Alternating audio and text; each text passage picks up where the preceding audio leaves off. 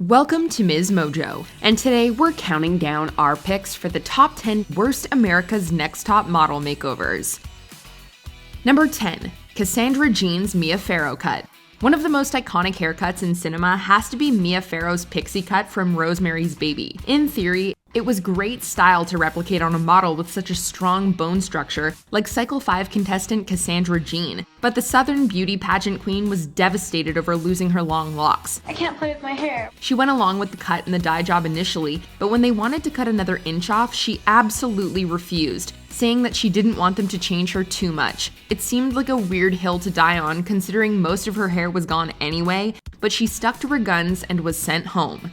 Number 9. Shais' two-toned hair. It's probably not the best idea to make someone look like a terrifying cartoon villain, but that's exactly what Tyra did with Shai Fan, a Cycle 21 contestant, who was given two-toned hair, half black and half blonde. I'm gonna work it. Looking like Cruella DeVille herself, Shai's hair seemed like something that would look cool in an Instagram picture, but way too out there in real life.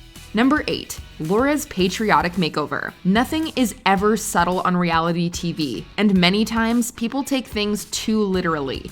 At least that's what we assume happened with Cycle 18, British Invasion. In that season, Americans were pitted against the British to see who would reign supreme. To turn up the patriotism, Laura was given red and blue streaks on bleached blonde hair to mimic the American flag.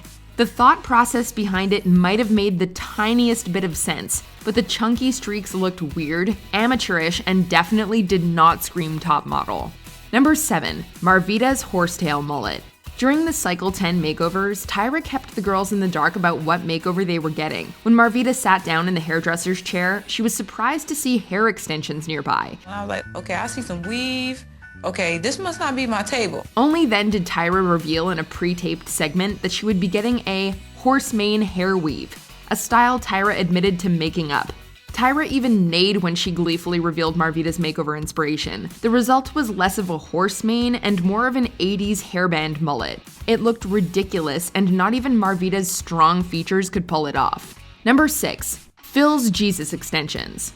When ANTM let men into the contest, it was exciting to see what makeovers they'd give the guys. But then Phil happened and proved they could make a man look just as awful as they do for some of the women. Tyra wanted to see longer hair on Phil, so he was given very cheap-looking extensions that had people comparing him to Jesus. Go with the Jesus look. The straggly hair was distracting and took away from his good looks. Phil looked more like a Coachella punchline than a model, so we're glad he later took out the extensions and grew his natural hair out. Number 5. Selicias Mushroom Bob. Cycle 9 contestant Selicia Stowers is already one of the most controversial ANTM winners out there because of her previous connection to Tyra before the season started. But the real question is, how did someone with Dora the Explorer hair make it that far? Selicia's mushroom bob and glorified bowl cut was meant to give the commercial model an edgier look, but instead it made her appear younger, as if her mom had given her the haircut in the kitchen. Many compared her to the Beatles gone wrong, and any way you cut it, it was bad. Just bad. It's gonna take some getting used to, but it really changed my look. Number 4. Molly's giant blonde weave. There have been some pretty harrowing weave experiences on ANTM, but few, if any, compare to Molly's unbelievably bad hairdo. So it'll be new, but I think I can work it. After assigning big blonde curls to Molly, a weave specialist was brought in to sew it onto her fine hair. The process of getting her hair done was a tangle of braids, thread, and extensions that looked more akin to a bird's nest than a high fashion look, and the finished product was not any better. The added hair had to weigh as much as Molly herself. The salon owner tried to trim it down, but it was no use. Molly was understandably upset, and the hair led to a lot of drama until it was redone. Number 3. Denzel's fake beard. For the most part, the male contestants get pretty tame looks compared to the female contestants, but Denzel's fake beard made every other makeover pale in comparison. They put a lace front weave on this man's face. A lace front weave. Just let that sink in. It's a lace front. They put a lace front on my face. The weave was a completely different texture from his natural hair, and the contrast showed. It looked wholly unnatural, ridiculous, and like it would fall off at any moment. The makeover was roasted on social media and still lives on in internet infamy. Number 2. Britney's red clown weave.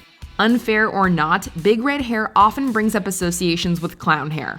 Clearly, Tyra was not trying to channel Bozo the Clown for Britney Hatch's makeover, but that's exactly what she got. Britney's original hairdo of short curls looked way more model-esque than the pile of red straw they attached to her head.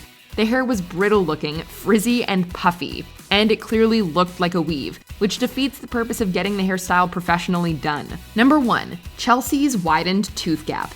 For the most part, the makeovers they give contestants are not permanent. Hair grows back, a weave can be taken out, and eyebrows can be dyed back. But the makeover team crossed that line when Tyra decided that the gap between Chelsea's two front teeth needed to be made bigger so that she had more of a Lauren Hutton look. To emulate the legendary model, Chelsea was taken to a dentist where they actually shaved around 1 millimeter off each front tooth.